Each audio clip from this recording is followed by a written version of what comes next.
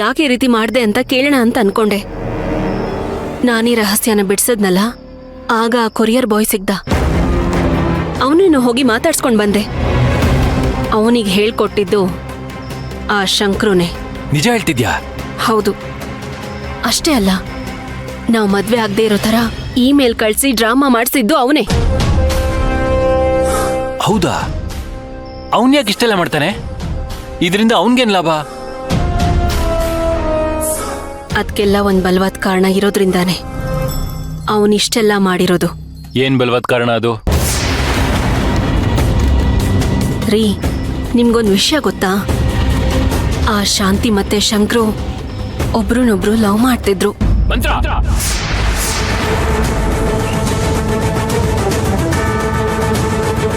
ನಾಲ್ಗೆ ಬಿಗಿ ಹಿಡಿದು ಮಾತಾಡು.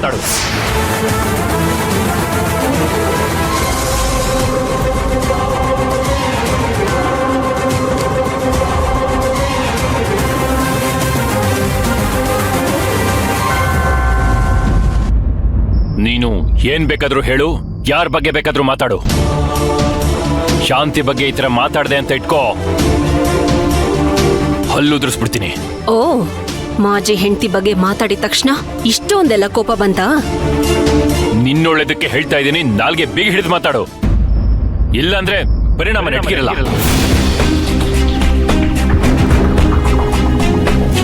ನಾನೇನ್ ಬೇಕಾದ್ರೂ ಸಹಿಸ್ಕೊಂತೀನಿ ಮಂತ್ರ.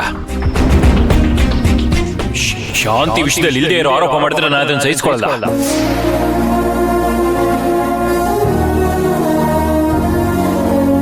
ಶಾಂತಿಗೆ ನಾನು ಅಗ್ನಿಸಾಕ್ಷಿಯಾಗಿ ತಾಳಿ ಕಟ್ಟಿದ್ದೀನಿ. ಅವಳೇನು ಅಂತ ನನಗೆ ತುಂಬಾ ಚೆನ್ನಾಗಿ ಗೊತ್ತು. ಏನು, ಶಾಂತಿ ದೊಡ್ಡ ಪತಿವ್ರತೆನಾ? ಮಂತ್ರ!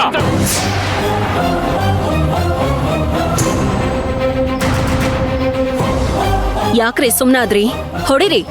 ಶಾಂತಿ ತುಂಬಾ ಎತ್ತರ ಸ್ಥಾನದಲ್ಲಿರೋಳು, ನಿನ್ ಹಾಗಲ್ಲ.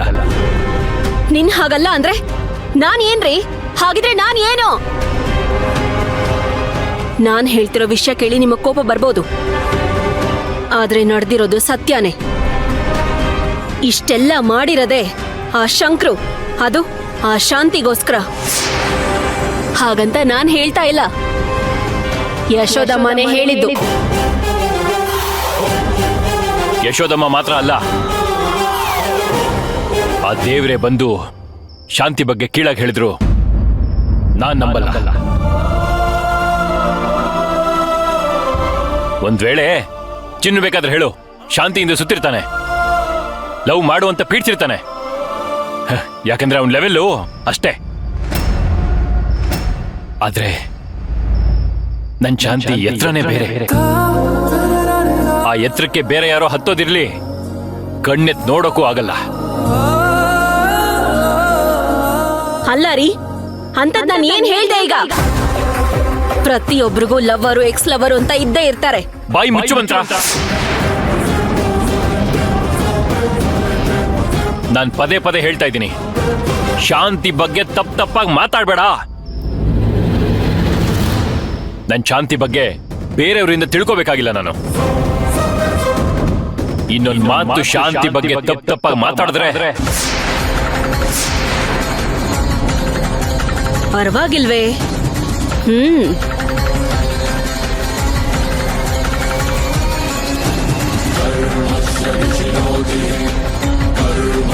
ಎಂಥವಳಿರ್ಬೋದು ಇವಳು. ಗಂಡನ ಆಡಳಿತ ತಗೊಂಡ್ಬಿಟ್ಟು ಅವನ್ ಮನ್ಸನ್ನ ಹುಳಿ ಮಾಡಕ್ ಹೊರಟಿದಾಳಲ್ಲ.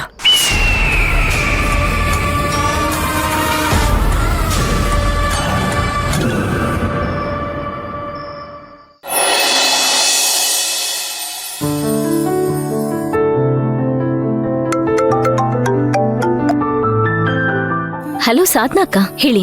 ಆ ಮೈಸೂರ್ ಸೈಟಿಗೆ ಟೈಲ್ಸ್ ಮತ್ತೆ ಮಾರ್ಬಲ್ಸ್ ಬಂದಿತ್ತಲ್ಲ, ಆ ಸ್ಯಾಂಪಲ್ಸ್ ಅಪ್ರೂವ್ ಮಾಡಿದ್ದು ನೀನೇನಾ? ಹೌದು. ಅವತ್ತೇ ನಾವಿಬ್ರು ಕ್ಲೈಂಟ್ ಜೊತೆ ಮೀಟಿಂಗ್ ಮಾಡಿದ್ವಲ್ಲ ಅಕ್ಕ, ಅದೇ ಕಾನ್ಫರೆನ್ಸ್ ಅಲ್ಲಿ ಅಪ್ರೂವಲ್ ಮಾಡಿದ್ವಲ್ಲ, ಮರ್ತೋಯ್ತಕ್ಕ. ಓ, ಅದಾ ಅದು.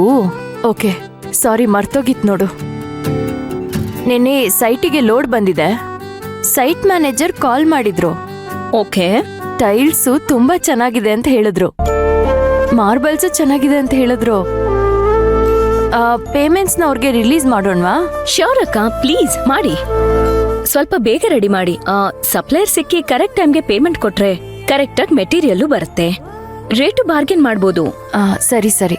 ಸ್ವಲ್ಪ ಬೇಗ ರೆಡಿ ಮಾಡ್ಬಿಡಿ ಪ್ಲೀಸ್, ಮರಿಬಿಡಿ. ಆಮೇಲೆ ಅದನ್ನ ಸೈನ್ ಮಾಡೋದಕ್ಕೋಸ್ಕರ ಅಷ್ಟೇ ನಾನು ಆಫೀಸ್ಗೆ ಬರೋದು. ಓಕೆ? ಸರಿ. ಮತ್ತೆ ಬೇರೆ ಏನ್ ವಿಚಾರ? ನನಗ್ ಯಾಕೋ ನೀವು ಇದೊಂದೇ ವಿಚಾರಕ್ಕೋಸ್ಕರ ಫೋನ್ ಮಾಡಿರೋ ತರ ಅನ್ನಿಸ್ತಿಲ್ಲಪ್ಪ.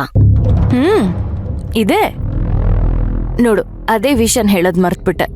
ಅದೇ ಮತ್ತೆ ಏನದು? ಅದೇ ನಮ್ಮನೇಲಿ ಒಂದಿದ್ಯಲ್ವಾ? ನಿಮ್ ಮನೇಲಿ ಒಂದಿದ್ಯಾ? ಯಾರದು? ಅದೇಮ್ಮ, ನಿನ್ ಹೊಸ ಫ್ರೆಂಡು, ನಿನ್ನ ಡಿಯರ್ ಫ್ರೆಂಡು. ಏನೀಗ ಅವ್ರಿಗೆ? ಅಲ್ಲ, ನೀನೇನೋ ಅವಳು ಸಿಕ್ಕಾಪಟ್ಟೆ ಬದಲಾಗಿದ್ದಾಳೆ ಹಾಗೆ ಹೀಗೆ ಅಂತ ಹೇಳ್ತಿದ್ದೆ. ಯಾವ ಮಣ್ಣು ಇಲ್ಲ ಅರ್ಚನಾ. ಅದೇನೋ ಗಾದೆ ಇದೆಯಲ್ಲ, ಹುಟ್ಟುಗುಣ ಸುಟ್ರು ಬಿಡಲ್ಲ ಅಂತ. ಅದೇ ತರನೇ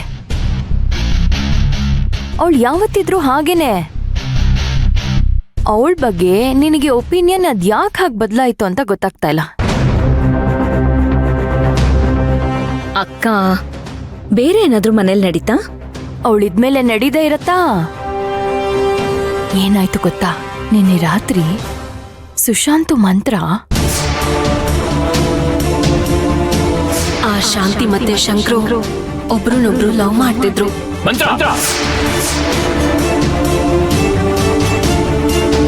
ಶಾಂತಿಗೆ ನಾನು ಅಗ್ನಿಸಾಕ್ಷಿಯಾಗಿ ತಾಳಿ ಕಟ್ಟಿದ್ದೀನಿ. ಅವಳೇನು ಅಂತ ನನಗೆ ತುಂಬಾ ಚೆನ್ನಾಗಿ ಗೊತ್ತು. ಶಾಂತಿ ತುಂಬಾ ಎತ್ತರ ಸ್ಥಾನದಲ್ಲಿರೋಳು. ನಿನ್ನಾಗಲ್ಲ. ಆ ದೇವರೇ ಬಂದು ಶಾಂತಿ ಬಗ್ಗೆ ಕೀಳಾಗಿ ಹೇಳಿದ್ರು, ನಾನ್ ನಂಬಲ್ಲ. ನಮ್ ಶಾಂತಿಮ ಎಂತವಳು ಅಂತ ನನಗ್ ಗೊತ್ತು. ನನಗ್ ಮಾತ್ರ ಅಲ್ಲ, ಇಡೀ ಮನೆಗ್ ಗೊತ್ತು. ಅಂತ ಶಾಂತಿಮಾನ ಶಂಕರ ಜೊತೆ ಸಂಬಂಧ ಕಟ್ಟಿ ಕೆಟ್ಟದಾಗಿ ತಪ್ಪಾಗಿ ಮಾತಾಡ್ತಾ ಇದ್ಲು.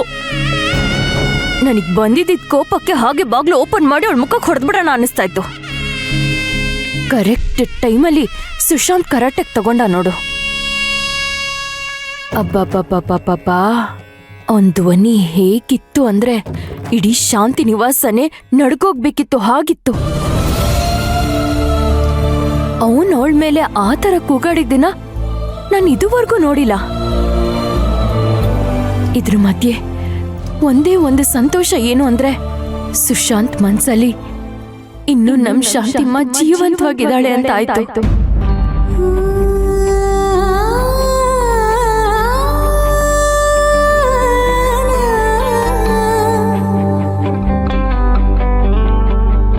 ಹೃದಯ